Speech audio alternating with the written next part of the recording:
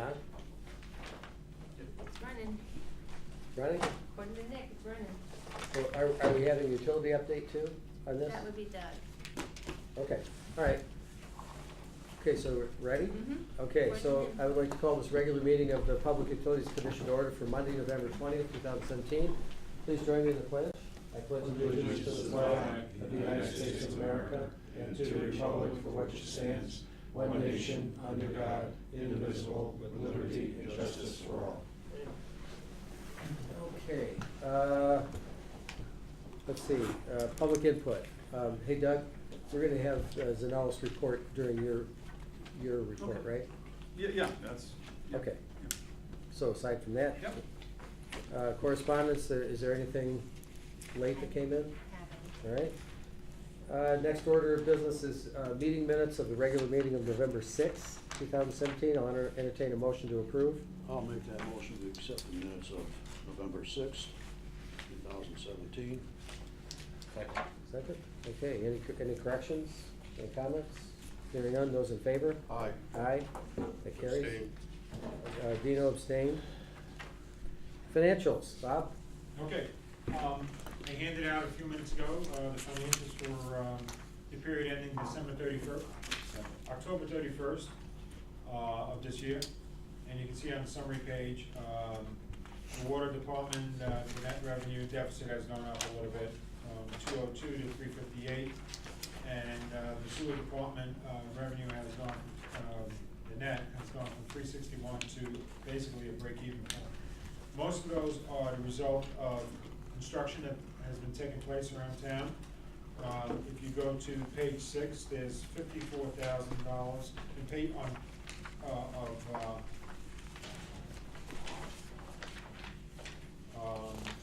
construction that took place, the model construction, in the water department for $53,000, $52,889. And then, the next biggest one would be, pages 7 and 8. Burns Construction, $102,000. And then, $64,000 to Wright Pierce and $434,000 Zanellius for the two big projects that are working on, with Maple Avenue Wells and, the Hoyt Hill Pump Station. So, when you consider those, if you look on page 1, the total capital expenditures of $520, the picture isn't that gloomy. I mean, the 358 does become a surplus situation.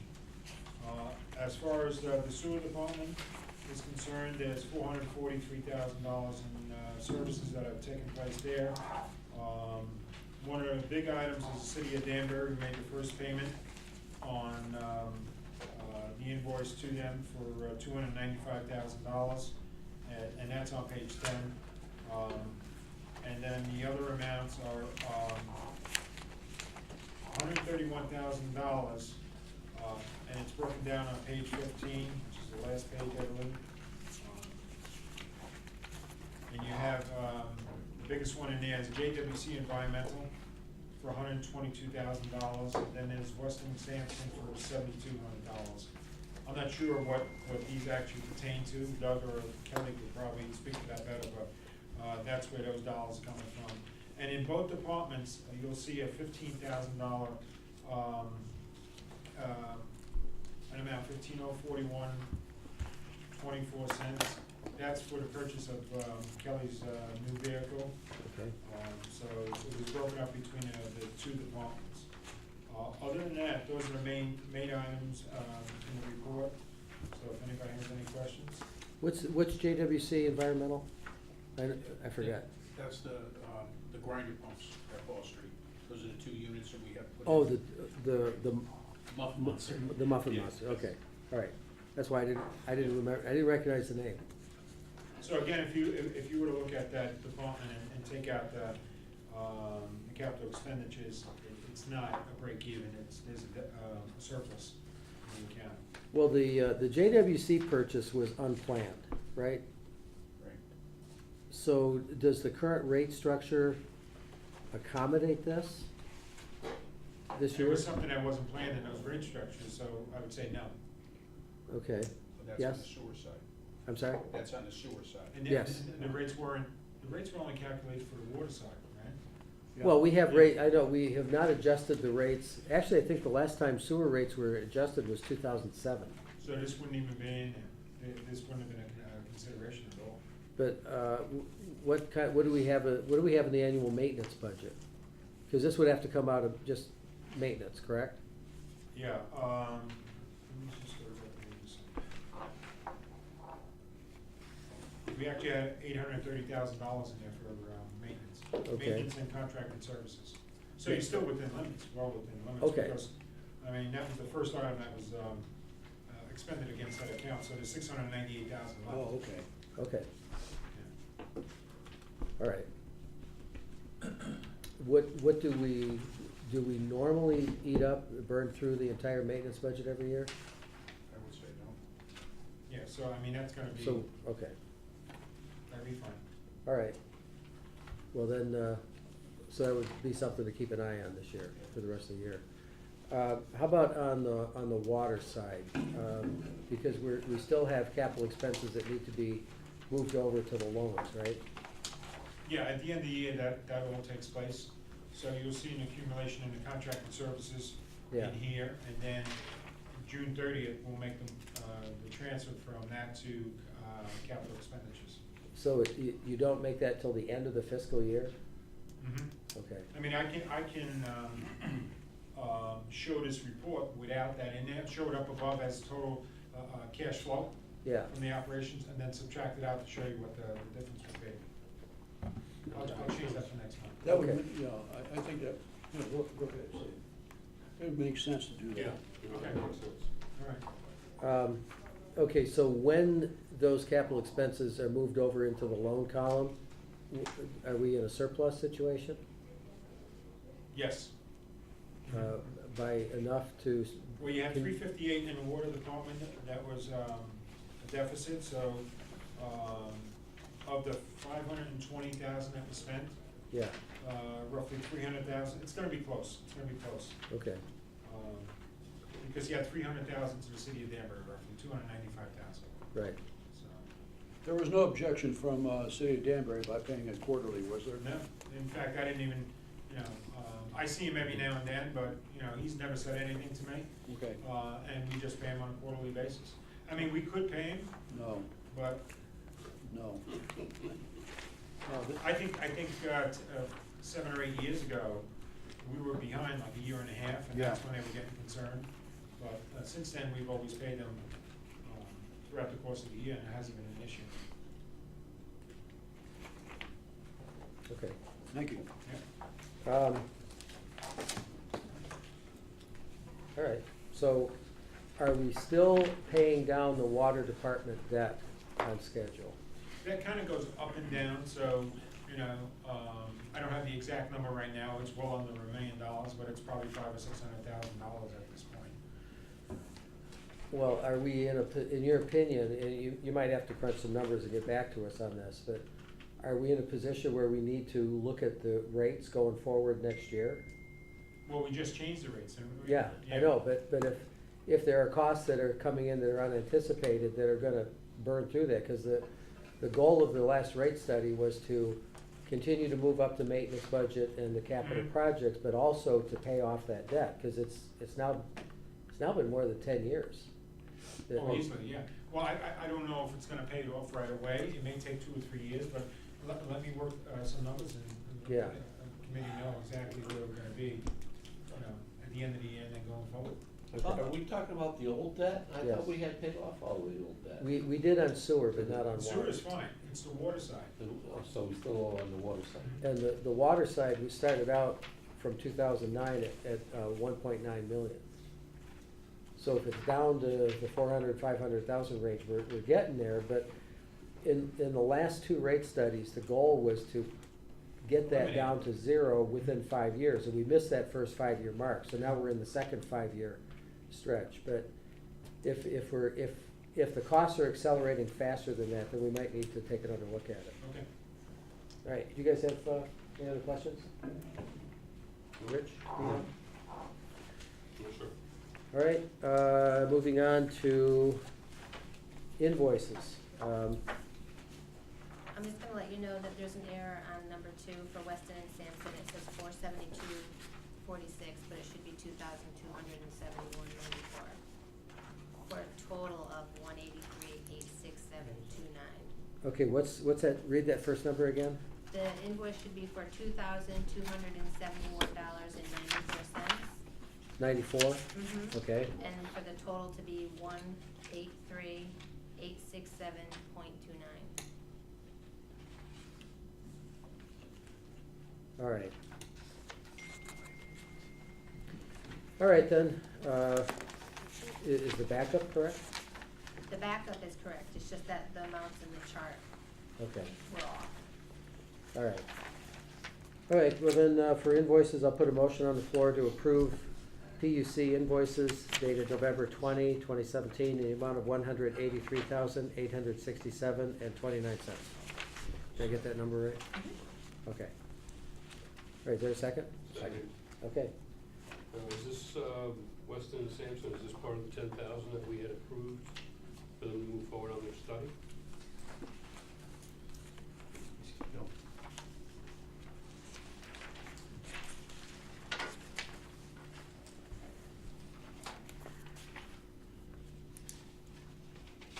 Yeah, I would assume so.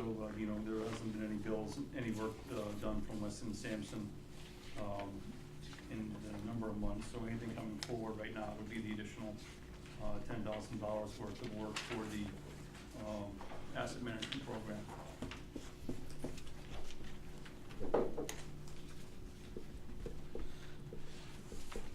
any other So, questions? so in other words, it is part of that 10,000? I believe so, yeah. Yeah, everything else has been billed. Now, are they required as part of their contract to send updates as to what the expenditures are? Do they send any kind of monthly report to you or anything? In terms of the bills, you know? Yeah, what this represented? They normally bill directly, you know, based on their project usage. Okay, but, so they don't send you any kind of update saying, Doug, this is, the invoice this month represents this work? I mean, there's some coding on their bills that represent that, and normally we ask Weston Sampson, Mike Pierce, to provide us a breakdown of all their projects they have with us, and they break down in detail exactly what's been spent. Yeah. Can you elaborate on that? You know, I'm troubled by it. The reason why I'm troubled is, I'm just paying money here, but I don't find a summation of what's been accomplished for the month. You know, normally, I would expect that, say, you know, like you have Sarah Bucci here, or Donald Galucci, you know, they spent some time on it, but the question is, what did they do? Yeah, I mean, unlike a normal construction contract where you have, you know, you have estimated time times a unit of cost, a professional service like an engineering firm, I mean, we can ask them for a summary of what they were reviewing, but really it's money towards the end product. You know, normally an engineering firm, you have a project you're working for, you have a budget you're working under, but even inside the firms, they're working, you know, incrementally towards the end goal of providing that end product. You could certainly request that detail of them, exactly what they were redoing. What I wanna know is what they accomplished, Yeah. you know, Yeah, we've agreed for what was $10,000 for them to provide us an asset management plan for the solid waste side of our business, the sewer side, the sewer division, and they're working towards that goal. They're gonna deliver exactly what they committed to deliver. You know, it would be uncommon to ask for that level of detail, but not, you know, not unreasonable. just a summation, that's all. Yeah. Yeah. You agree? Well, that's what I was trying to drive at, is I would expect them to at least be sending Doug a note saying, you know, this represents progress towards X. Doug, Well, that's what they're working towards, is the do you have $10,000. a feel for their timeline? You know, I think they're planning to deliver us something probably early in the new year. Wasn't a particular urgency or level of priority on the asset plan, but I'm certainly that they're working on it. Well, okay, how about, let's, for the next meeting, let's see, Yeah. just get a status Yeah. report from them, so you can. Yeah, I mean, we've done a lot of work, you know, this is the first time we're being asked to present that level of detail. I can certainly present it for the next PUC. Yeah, that's fine. Yeah. And That'll be good. therefore, I just need to know from the commission exactly what level of detail you are looking for, so I can press on all the consultants that are working for us to provide me that level of detail. Well, I would just say a status report and expected date of completion. Would every 2 weeks be once a month, or what level of frequency? I would say 1x a month, what's their billing cycle, once a month? Yeah, I would say. Okay. yeah. It would make sense to me that they would send it at the time of the invoice. Yeah. Okay. Anything else? Okay, we have a motion on the floor to approve invoices as presented, 183, 867.29. Those in favor? Aye. Aye. Right. Opposed? That motion carries. Director's report. Doug, you're up. We got a couple things. We have a discussion, Nick Zanellis from Zanellis Construction is here. They're the general contractor on the Hoyts Hill booster station. I think the commission's got possibly some questions regarding what caused some of the delays in this project. I don't know if you have anything to speak to, Nick, or you want to field questions, or? Okay, I have good news. Well, let me preface this by saying that Nick and Doug and a couple of Nick's senior folks and I had a meeting last week to go over it. I thought Nick's information was very, very helpful, and I thought that the commission might benefit from hearing some of the challenges that they've run into. So you've got a Gantt chart in front of you, and Nick, I'll turn the floor over to you. Okay, thank you. Nick Zanellis, I'm the president, corporation founder, and in this job I took over as project manager sometime in early September. We had several issues, so September of this year. Pardon me? September of this year. September of this year. Yep, yeah, this year, yeah. Yep, absolutely, September this year. So anyway, there was a lot of loose ends. We have pulled them together. The support system that we've had out in the field has been terrible. You order things, they promise them for the 2nd of October. It comes 15th October and they're not here. Well, we'll have to track them down. It's one thing after another. The good news is we're down to 3 items. 3 items that are promised to us at any minute. Some of them are bolts. The valves came in.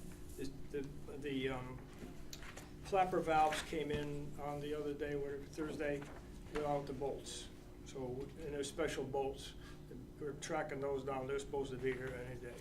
There's a couple spaces. What kind of company is this, Nick? Is this a second-rate company you guys are Well, doing business with? it's an or- engineering company. They specialize in these in these kind of what do they call Pipe it? supports. What do you- Pipe supports? No, the pipe supports we got. The ductbills. Ductbills, the Ductbills, ductbills. yes. These ductbills, they control the water coming out and coming in into the wet well. And I only know of one supplier. Pipe flex. We've done quite a few of these type jobs with these ductbills. This is the only time we had so much trouble. I don't know why. But I do know why. I do know why. Because the ductbills usually are on the outflow end of a pipe on the overflow of the tank. And the ductbill works nice there because it closes up and no animals go up. That's the way we normally use them. But in this case here, I think to get first circulation in the tank, the engineer has chose to put a ductbill coming in and going out, there's a flapper valve so that you get circulation. But anyway, so that took quite a while to get approved and through the system, but they're here, and the only thing is, and they're specialized bolts, certain lengths and all of that, but they should be here. Another very disappointing thing, the motors. We submitted, we got the right motors, we ordered them, we submitted them, they got approved, we got ordered. They arrived, we put them in, and they're missing a fairly major component, the electric motors, which is heater relays in there that once the motor heats up, it will kick off the motor and save the motor from burning up. They didn't get installed. For whatever reason, we dealt with wastewater of New England, a reputable company. They're apologizing and all of that, but they still don't have the heaters in the motor. Did They're you have now- to send them back and give them a new motor? No, These well, are just some- okay, I'll go ahead with that. That's a good question. I just got off the phone. I was asking for a new motor. That's 7 to 8 weeks out. Their fix recommended to me, just, they come in here, add exactly what they had, what should have been put in the factory, that didn't get put in the factory, and put the relays in the motor, and then it will be just like the motor. And you will get the same warranties, guarantees, that just like it was the motor that was shipped the way it was supposed to be shipped. And that could happen, this week, rather than 7 to 8 weeks out. So I've asked him to write a letter through the engineer to you folks and let's see if that will fine. I would think that would be fine, because he explains that it's exactly what the motor would be if we built it in the plant. It's a Baldor motor. I've used Baldors all over. I'm surprised that it's ever happened, but it happened.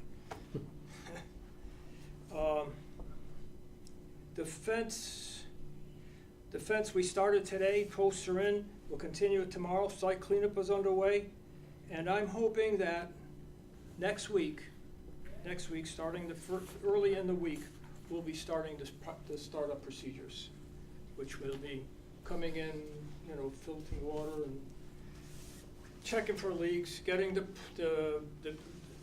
instrument people there, the electricians all together again, and going through the sequence of events, make sure that it's all gonna work. And then the following week, we may own it. Now, there also, so everybody knows, there is work out in front of the building, which is fairly extensive.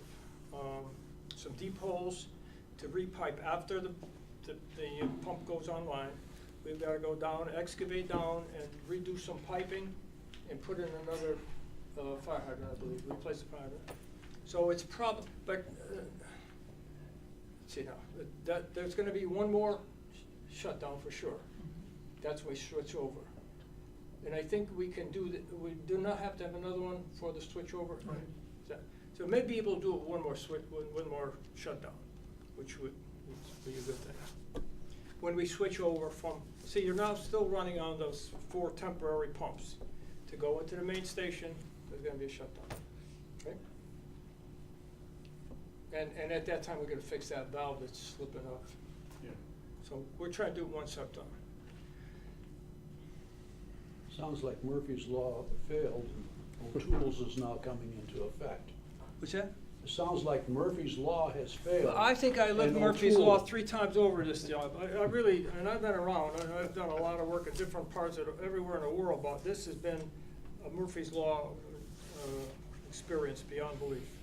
And it's just, I don't know, you look back and say, what could you do different? And there is things we could do different. And now that you know what it is, you know where you have to follow up on it, and just keep beating on it, because that's the way it gets done. Otherwise, but that's where I'm at. So you've passed out the Gantt chart that you gave us last week. Yeah. And this looks like you're targeting complete front gate and fence, the last step on the 20th, to be out of there by the 20th? December 20th? No, okay, we're gonna start up the 4th to the 7th. But Right. I'm gonna try to go better, faster than that. I'm gonna do a week ahead of that. Okay? So that's this, Yeah. okay. Okay, these things here, this is the hydrant repair out in front. Mhm. And that's probably on schedule. Okay, I'm trying to get ahead of one here in that week, so that in case, so startup is that's the critical thing. yeah. That's when yep, that's when you turn everything on. Yep, that's the startup, yep. Okay, That would, all right. Okay, so Fourth. material-wise, you've got everything here, or? no, there's coming 3 in items date? missing, the bolts, The bolts are still spacer. missing. The heaters are still missing. and the heaters, And- Those are the 3 items. Are they expediting these things? Maris, are you involved in? No, I don't know at all. I mean, you can, are they expediting the bulbs, Nick, and the heaters at all? What's We're the- trying to find them. They're somewhere in transit. The heaters are with this company up in, I don't know, they're in Massachusetts somewhere. They're coming down to put them in. The manufacturer of the electric motor is coming down to install them. And what date is that? Do they have a date for that? They haven't committed yet. I'm waiting to get the letter to you and make sure that it's gonna be approved as a substitute. 'Cause I went out with them and I said, listen, you know, I'm not gonna settle for anything less than perfect. I said, this is the same thing that we would do is, you know, in our factory, we would have done the same thing. I said, put it in writing, submit it, make sure that we have the guarantees, the warranties, just the way we would before, and we'll see what happens. That's what I told him, and I hope he gets that tomorrow or the next day, whatever it is. Then I'll release that. Okay. All right, my turn? Yeah. In my opinion, this job has been wrong from the beginning. You were supposed to, it was, the job, notice to proceed was October 3rd, 2016. Completion was supposed to be May 31st, 2017. So you're 6 months behind schedule on this project. I noticed that you had, you stopped work for winter. I wasn't to the understanding that this project was gonna shut down for the winter work, that you could work through the winter on this project up there.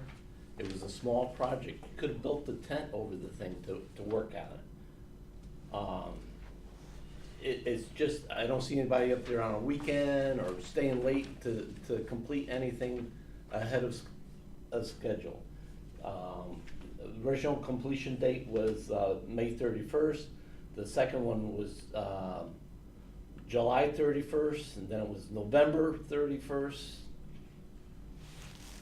And now you're telling us that it's basically gonna be the end of December now. No, I didn't say that. I think the substantial completion would be the first part. Substantial completion, but I'm not complete. All right, you're not gonna be able to blacktop the driveway this year. Probably won't till spring, but it's usable. It's usually substantial completion. Yeah, well, in my opinion, the job has gone wrong. You have taken, you're the owner, you've taken charge of this job. You should have taken charge of this job 6 months ago, You're probably right. you know? You're probably right. Here's an article in the newspaper. We do not need publicity saying that the project is behind schedule and giving a whole bunch of excuses because it's not complete. It was designed to be complete in May. Was it designed to be complete? You had In May. They had the concrete was to be done last winter. Correct. Hmm. You couldn't build a tent or We ended up, we had a minority representation here. We had so many % minority, and we have met that. One of our minority contractors was the concrete guy. so why couldn't he perform the work?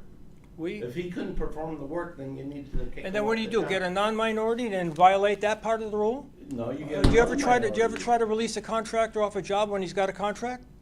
I mean, I had a contract signed to have him do. Liquid damages on this project? Pardon me? Do you have liquidated the damages on this project? I imagine there was. I imagine. So are we gonna go back 6 months and charge you back?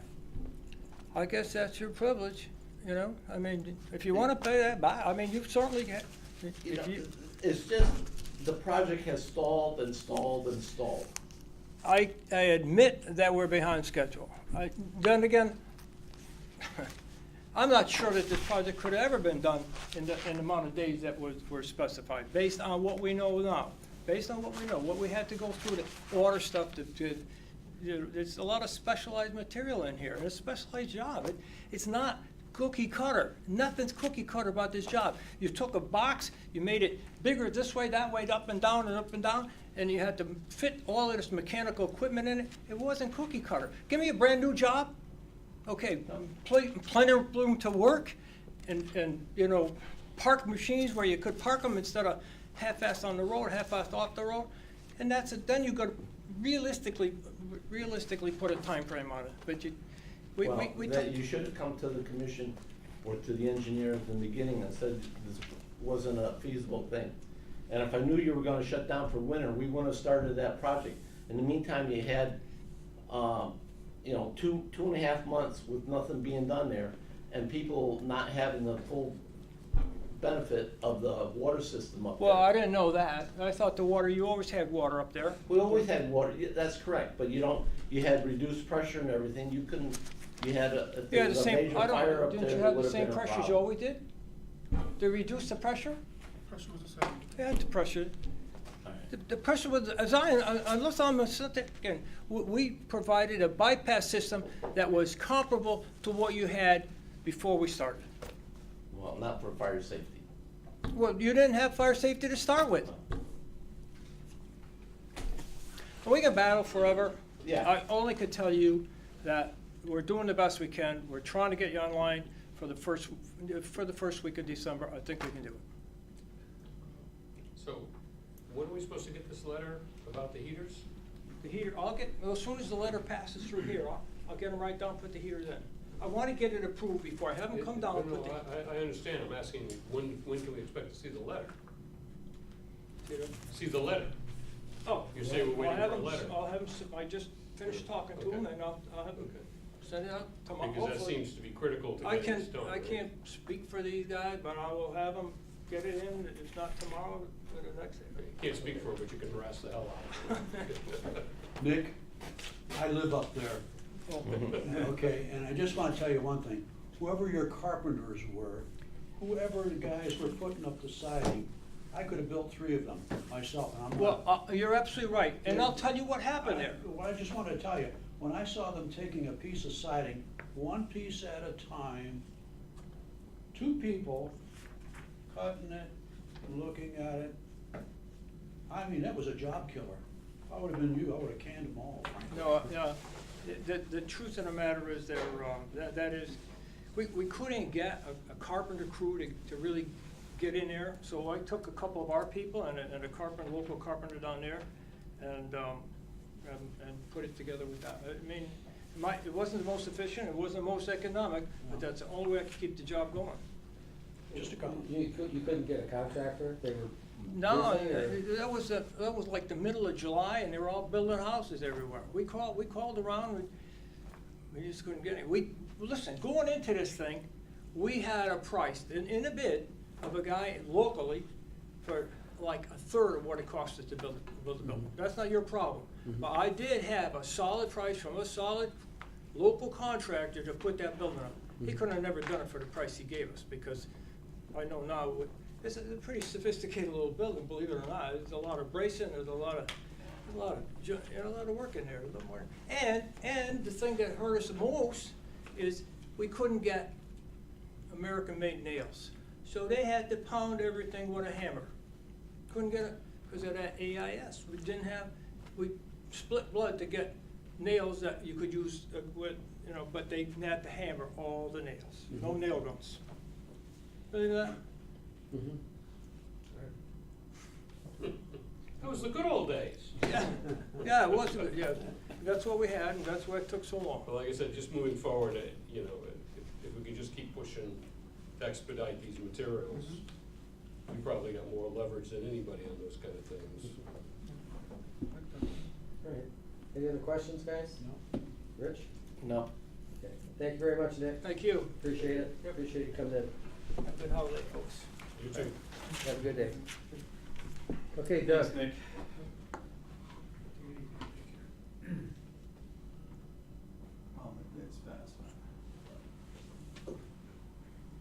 So just a quick update on a bunch of different things. I mean, we're coming to close in a number of big significant projects. I just threw together some information, just kind of a broad summary of our system down in Bethel.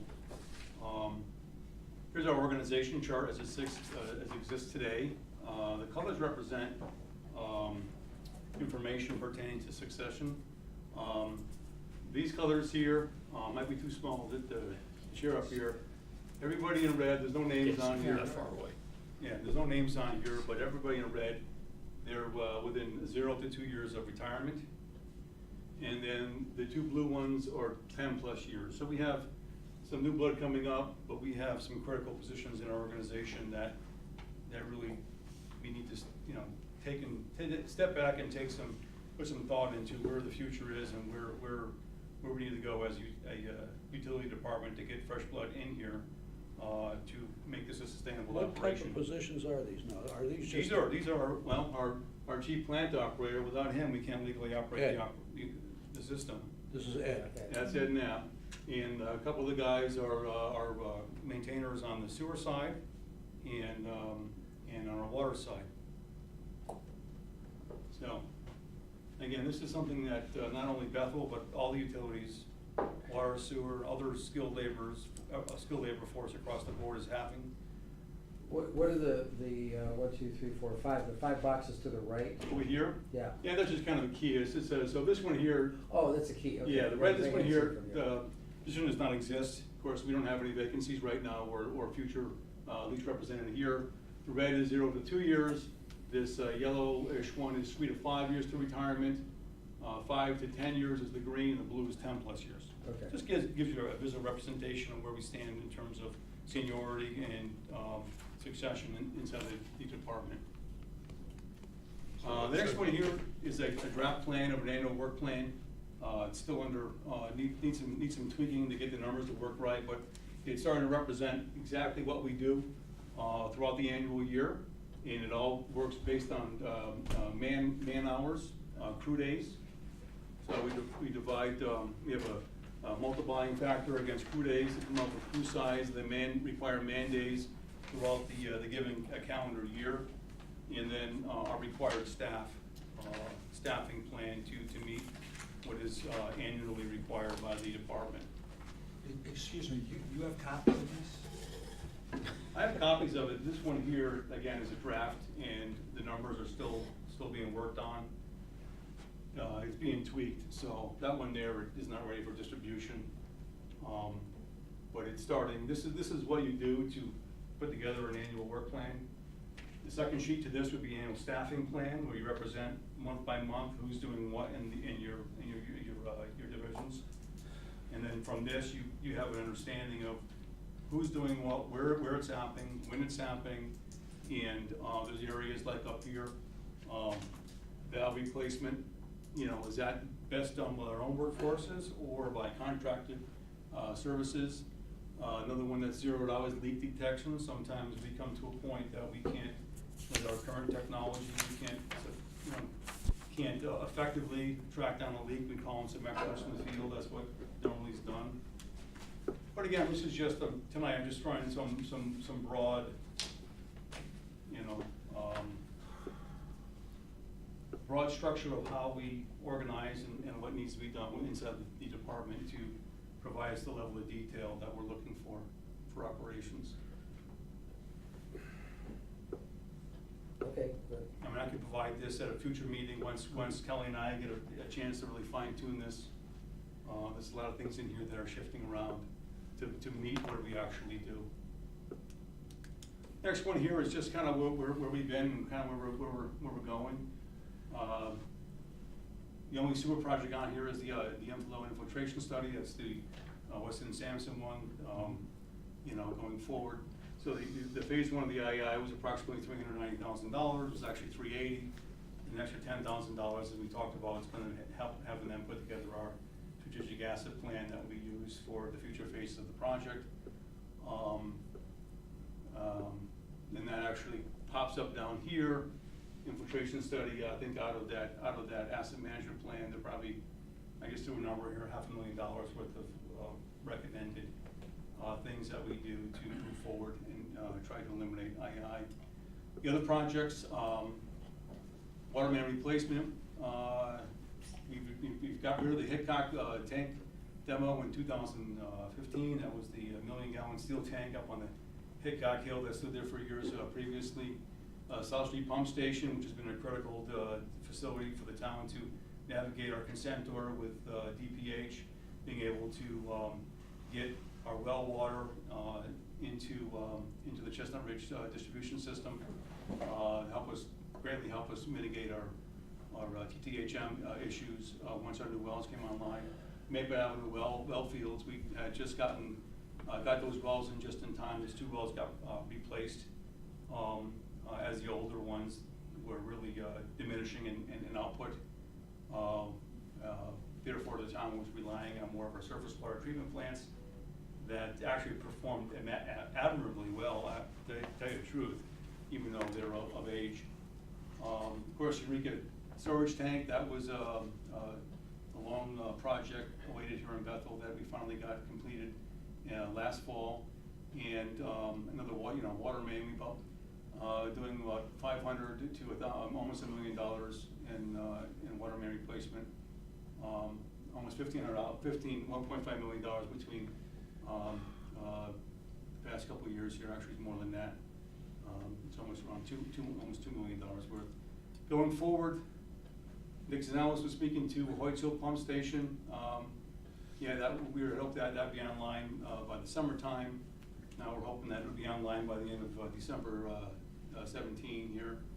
Briarcliff Booster Station, that's the one on Briarcliff, the low pressure issues up there. We've signed contract with True Blue Environmental. They'll be mobilizing this next month for doing some of the site work up there. The residents up there will be thankful pink. I got a phone call from one of the residents last week, and she was very happy to hear that we were going to be starting the project. Chestnut Ridge storage tank, that would be a 500, either a quarter or a $500,000 tank. You have to be determined. We're looking for a location, one of 3 locations. One of the locations at the end of Chestnut Ridge. We need to be reaching out to the residents up there that own the property. Water main replacement, that number is the placeholder that we have with our DPH grant funded project. We gave them that much money, so we have $800,000 allocated in our name that will get 20% grants towards. We're not required to spend that much, but that is available to us in the next coming year. We were just talking about which pipes and coming up with a plan a 5-year plan for what pipe replacement prior to this meeting. And then the Brookstrom well field, which is the key to getting the town of Bethel off both its reservoirs. Great news, Wright Pierce will be out there in early weeks in December to do some test wells. And I talked to Connecticut Deep just the other week in Brookfield regarding their stance on allowing us to model a low flow condition or not having to wait to a traditionally low flow condition, which is in August. And they're open to us monitoring weather conditions and possibly even getting that done this winter, which would really shorten our timeline. That was a discussion in previous meetings, I think, why wait till August? Well, traditionally low flow is in August, but there are times during the winter time, depending on the precipitation rate, that we do low flow conditions, so we'll be watching it very carefully. Again, we've got $2.6 million, which is, I believe it's the 20%.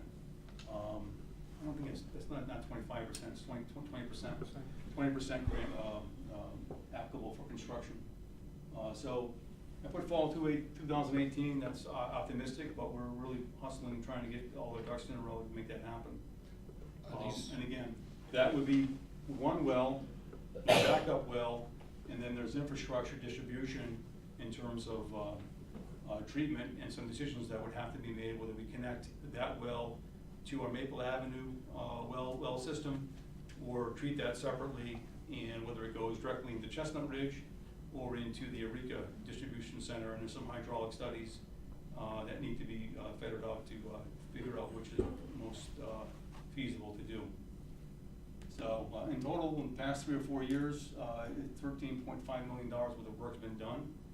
And every time I get around to the folks up in Hartford, I'm always bragging on the commission in terms of, folks here in Bethel getting ahead of the game. So when the state came down on us hard a year ago, 2 years ago, the town of Bethel had plenty of the resources, had things, had our ducks in a row, so to speak, and instead of being a contentious relationship, DPH, DEEP, we all work together to really maximize the benefit to the town. And I think across the board, we've got a lot of have done a lot of great things, and our stage forward to go. I mean, we navigated the consent order, the the DWS, RF funding is where we get our 20% grants from, and because we're a small system under 10,000 served, we get preferable ratings with them. Asset management, something that we've been talking about, that came in with the Eureka Tank project. Here is just a large schematic of what the system does and how it connects the dots. We also were able to get some good survey hardware that I think in the coming months and years, we as a town will avoid having to pay a consultant to start collecting our GIS data. And I went back to the staffing plan. As we get new blood in that are more technically able and apt to do technical things, I think we'll be able to leverage the equipment that's been purchased to start really populating the asset management system. And what that looks like, here's a big view of it. We're almost about to release a new version. This is XS3, it's going to XS4. We have much better GIS data and access. This isn't a live shot, just a screenshot. But this represents water and sewer in here. And I'm not, I think that's is that our sewer up there, Kelly, or is that, yeah, I think that's our sewer. That's Stony Hill Sewer. In the future, we'll have better definition on that. How the system works, everything is off a GIS asset. So in this case here, I clicked on the parcel, which is the town hall, and then from there you load the asset, and then you just select your various different departments. And right now, we're actually, the whole town looks like it's going to be heading towards this type of system, this exact system, where you have different departments. In this case, it's water department, inspections, backflow, and that was my last slide, so I don't think I have to wait till the next presentation or my next opportunity to share. But kind of gives you an idea where we've been and where we're going. And again, there's a lot of great things for everybody to be very proud about. The work that's been done, even though there's been some frustrating. Construction's always challenging, but yeah, I mean, it's lots of good stuff. Can you email us, or have Kathy email us a copy of that PowerPoint? Yeah, the only one thing I'm reluctant to share is this one right here, because the data is not the way it works through here. It needs to be tweaked, but I can provide you those slides. Okay. That's fine. Out of all that, my biggest concern is the manpower. Is the what? Is the manpower. Yeah. What are we doing to protect ourselves if we lose our key operator? Well, the key operator is I guess a significant discussion in of itself, because that's a very unique position, and there may be some ways to deal with that. But we know he's got a retirement date. Well, And we do have a gentleman that's working underneath him that he came from our facilities department, Justin. Justin's he's got a plumbing background, I believe. He's a very quick learner. He's very dedicated. Time will tell whether he's got the potential to get the necessary licenses to move up the ranks. And there are different. He's actually testing under 13. Yeah. I was gonna say, that's my concern, is we don't have time. Yeah.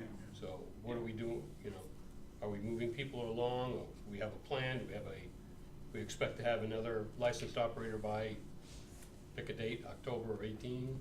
Or which license, I mean, how quickly, in the best case scenario, would he be able to get up to ED's level?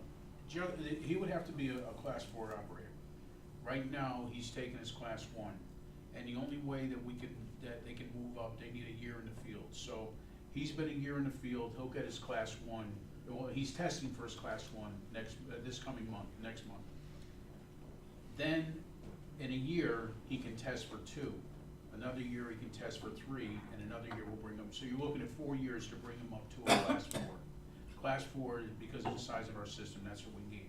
All the other guys are class 3, and that's all that's required. And they actually work off of Eddie's license, which is a class 4. The other side of it is distribution. We're only required to be a class 2 for the size of our system, and all of us have the 2. But we need at least one class 4 person. Yeah, we do. We do. And so Yeah. these class 3 people, are any of them moving up to be a class 4? I've got them in other jobs right now. I mean, I'm limited. Justin is young. I think he's. Yeah, but he's 3 got years what it away. takes. If Ed doesn't come in January of 18, what do we do? Here's the problem, you got the two new guys, one's on the water, one's on the sewer. Lots of problems. The question is, if Ed doesn't come to work in January of 2018, what does Bethel do? Bethel needs a contract with somebody with a license to oversee our operations. Okay, so do we have a plan to do that as protection? It's We'd have Or to we're just gonna advertise it. scramble. We would scramble, that's the bottom line. Well, I don't think we should be in a situation to have to scramble. has he given a retirement date, or No, is he no, just gonna be no, eligible? no, this Just is just eligible. eligible. No, but life happens, life gets in the Yes. way, people Yeah, get yeah. sick. I mean, I agree. You know, I agree. I could be wrong, but you have other companies that specialize in privatizing operations. They would be more than willing to come to the town of Bethel and say, hey, for a price, we'll send our guy over there. Well, that's what I'm driving at, is what's that plan B? The I'll problem let with you do that, it Doug, next is time. we already tried it and it was a huge failure. Well, no, I think Dino is, what's our doomsday plan? The doomsday plan is there's companies like Veolia and Danbury and other ones that do this professionally. So if something happened at that level, we would be in that situation on a temporary basis, give the town an opportunity to fall back and decide whether we go out and advertise for a position that we bring into our own utility department, or we look at other options. But it's not like there's nothing out there. You know, Are there people available like that? Or do you need say, a graduate chemist? skilled workforce across the board is hurting bad. I don't care if we talk to the Eversource guy, nobody wants to climb a pole anymore, nobody wants to put down asphalt anymore. The state universities, Gateway Community Colleges, they got a program dedicated to utility folks just to get folks that are transitioning from one career into another. In the case of that position, this guy here is above average. He's got chemistry, he's got know-how, he understands, and it's got something that you can't teach, which is just a connection to each of these plants where you walk in there and you know whether something's right or wrong. Okay, and our guys coming up the rank are that type of level of people, but time will tell whether they can qualify for those high-level licenses. So none of our and level experience. 3 people have any interest in being a level 4? Well, they're gonna, these guys here are going, they're, you know, within months and days, I mean. Okay, we're a little time constrained today, so we're gonna have to get deeper into this thing next time, but thank you for that. Did you guys have any last questions for him? All right. Well, I do have one more, and it's just you had all those dates down for the future projects? Yeah. Are those completion dates, start dates?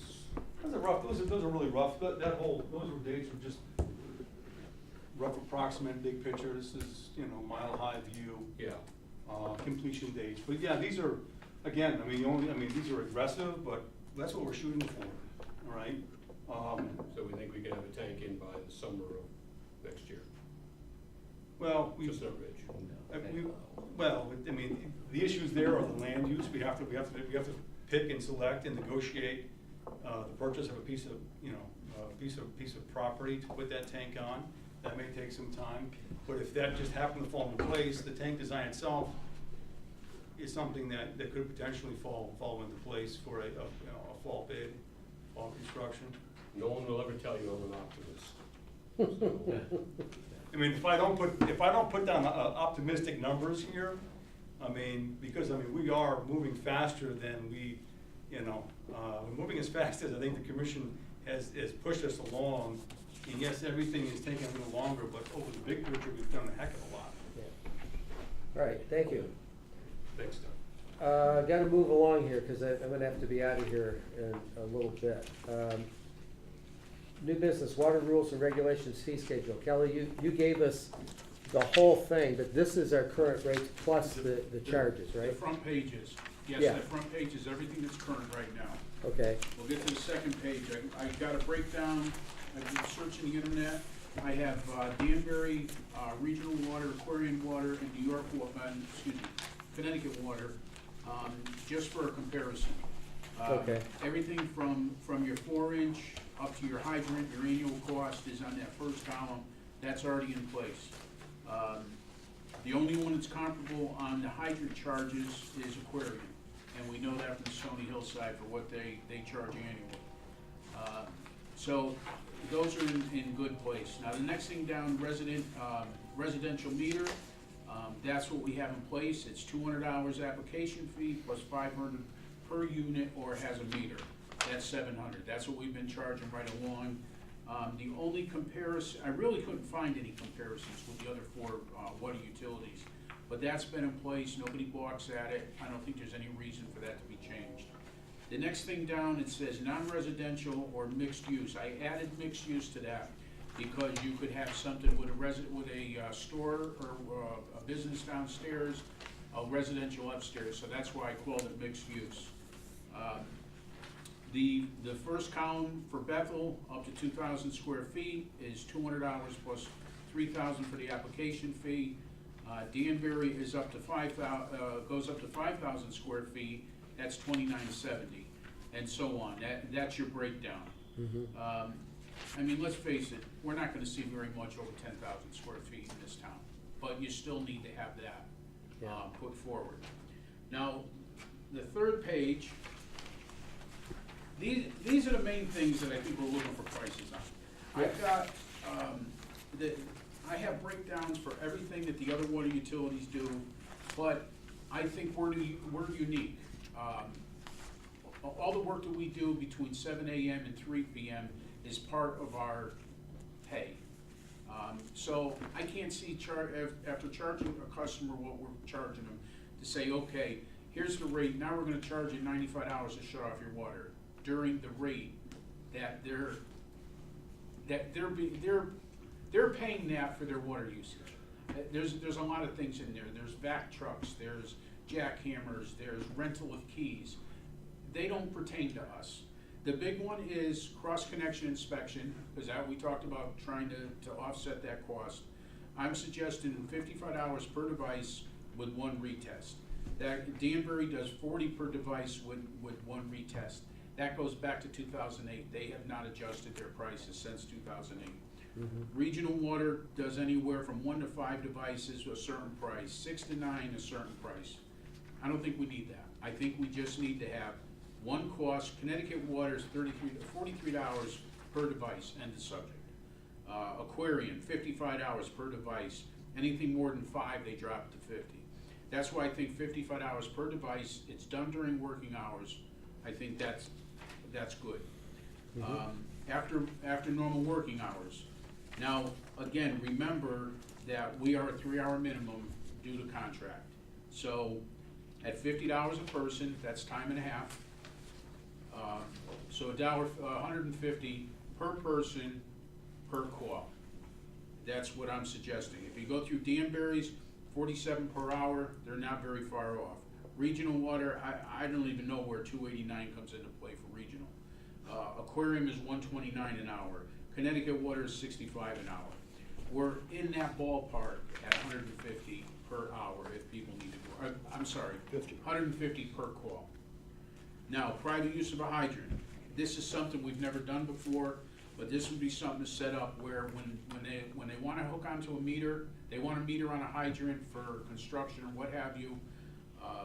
This way, we can get a rig. We can get a $1,000 deposit. When I say rig, it's a 2.5-inch meter that goes on the hydrant with a backflow preventer on it. That's part of the rig. It gives us security to get it back. Yeah. And then $20 a fee plus whatever rates we come up with. Danbury, I couldn't find anything on, and you see how the other two water departments, Regional and Aquarian, do it. And the last part is bulk rate. I don't know I think we should have something in place, but I don't recommend that we sell water in bulk. Basically, that's like for filling pools. There's times when we may have to fill up a tanker for when Bobby's doing his roads, but I call that in-kind services between the highway department and the utility department. But I think that the two major things is the after-hours fee and the cross-connection. So now we can offset that extra $1 an hour that we're paying that one guy to do it. And I haven't even gotten into the FOG program yet because that's not part of the water regs. Hopefully this is what you need. This will give you your comparison. The only thing that was a real kind of hard to figure out was Aquarian has a different rate for every section of their water system. You might find a Brookfield rate, and then you may find a Greenwich rate or a Stanford rate. They're not all uniform, where regional, I think, is uniform. So, I Okay. mean, this should spell it all out for you, Matt. Okay. One quick question, Kelly. Yes, sir. Typically, when you have after-hour service call, how long does it usually take? If you're gonna, by the time I call the guys, get them out there, most of the guys live in town, a couple hours. It's never gonna go to 3 hours, but I have to pay them the 3 hours per contract. No, that's fine. And usually the only after-hours things we have, emergency to get the water shut off, my basement's flooding. Well, again, sewer backup on the sewer side, you may have a broken pipe or whatever have you. But it's really because we don't dig up our own mains, we don't replace our own hydrants, we don't replace our own services.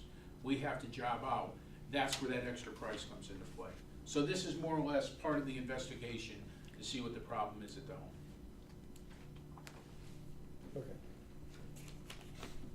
Okay. Any other questions? Marty, does this require a public hearing? Yeah, I think what we should do is, hang on to this till the next meeting and then vote. Just make sure there's no adjustments we wanna make to it, but this looks good, thank you very much for that, appreciate it. So we'll carry that over to the next agenda.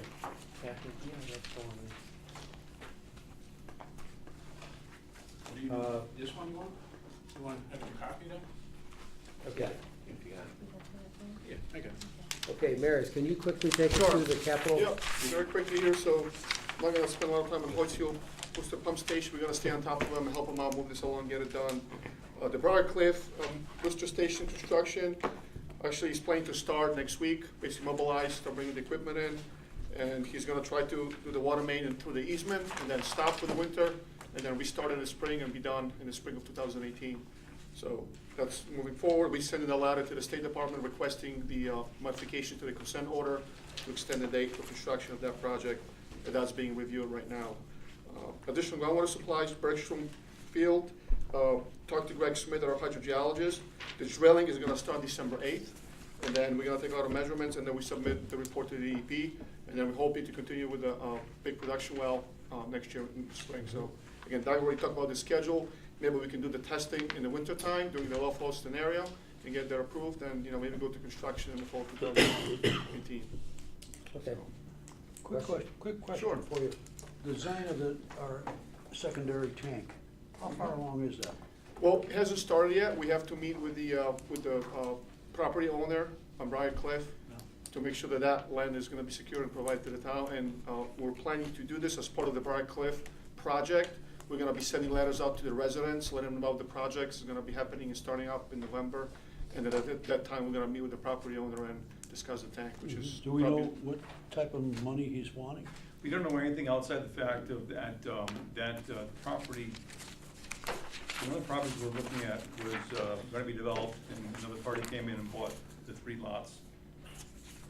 So, they're anti-development, but, we're having our fingers crossed and hope to be able to have a good discussion with the owner of the piece of land that we're looking at. Okay. All right, any other questions? All right, thank you very much. Thank Kelly, was there anything else? Very sorry. quick. It should be noted that there are other 2 sites, it's not just the one, it's not just we all our eggs in one basket. The one, that is in the opinion of Ray Pearson, I also agree, would be the most optimal one, but we do have options. It's not that we have all our eggs in one basket, we're just trying to maximize the location of the tank. Mm-hmm. So I just wanna make. None of it is town property, is it? No. No, we've looked at Chestnut Ridge, site, and site-wise and hydraulically, it presents, I really pushed Ray Pierce hard on why can't we do it on site, because that would be easy, but there are some design considerations I think would, if we need to, we can have a whole meeting. We probably need to have a whole meeting to discuss this, the tank location issue, but I just wanted to make, I'm sorry for interrupting. That's all right. I want to make clear that Yeah. there's other options except for the, outside of that. Yeah, you're right, though, that's gonna need a lot more discussion later on. Yeah. So, Kelly, yeah. Prospect Street is all set. It's all buttoned up. They took the temporary services out.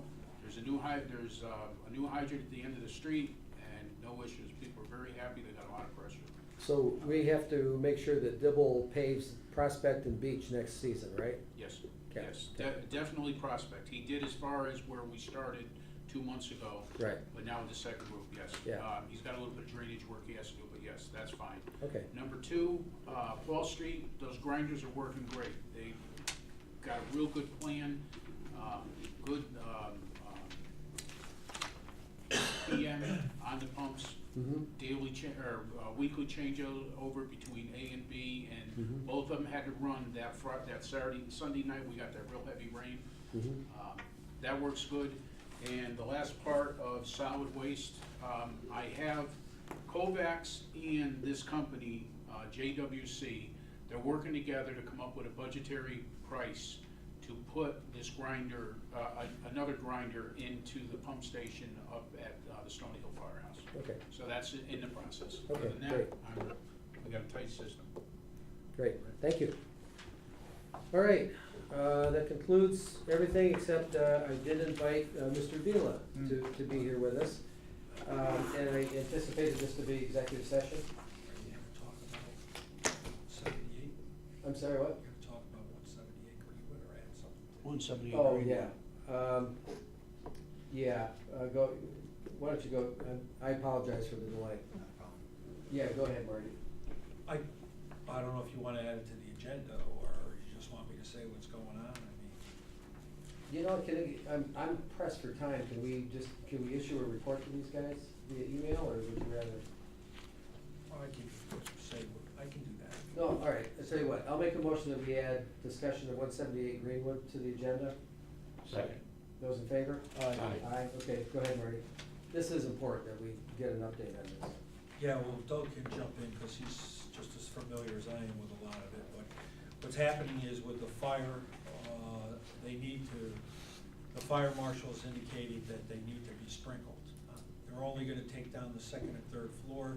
He's checked with the state fire marshal's office. The state fire marshal's office says it has to be sprinkled, so they need more water than what they currently have.